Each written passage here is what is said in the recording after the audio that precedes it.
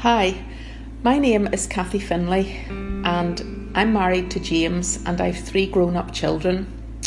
I've been a Christian since I was about 12 years old.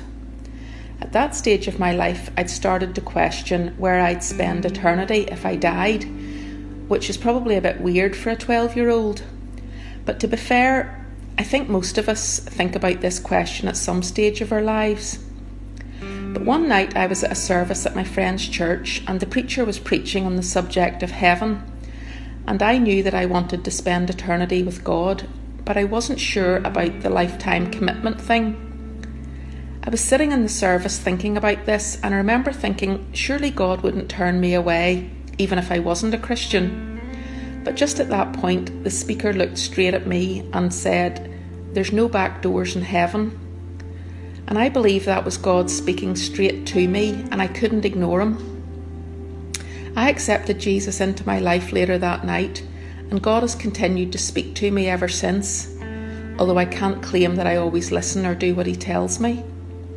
But I can say that throughout my life, and despite my disobedience at times, that God has been faithful to me. Knowing that God is with me all the time, and knowing that he loves me and has a plan for my life and for my family, has helped me to cope with disappointments, difficulties and bereavements that we all come across in our lifetime. But God isn't just someone for me to lean on in the bad times. He's with me every day, and I thank him for that.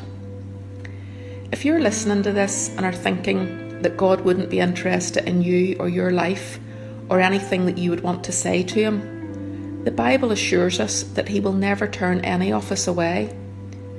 In John 6 verse 37, Jesus says, "All those the Father gives me will come to me, and whoever comes to me I will never drive away." You see, Mission 2020 is about sharing the news of a new life that Jesus offers to every one of us. God knows us and our struggles and wants to help us on our life's journey. God knows that we all mess up. He knows we've good days and bad days. The Bible describes King David as a man after God's own heart. But at one stage, David had an affair with another man's wife, and then he had her husband killed so that he could bring her back to live with him at his palace. And when David reflected on what he had done and was truly sorry, God forgave him and restored him.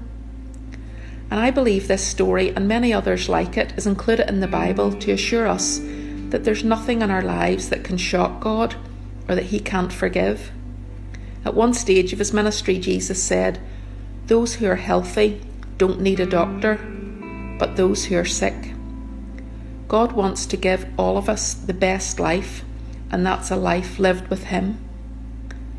So if you'd like to find out more about Mission 2020, check out the Facebook page and keep watching.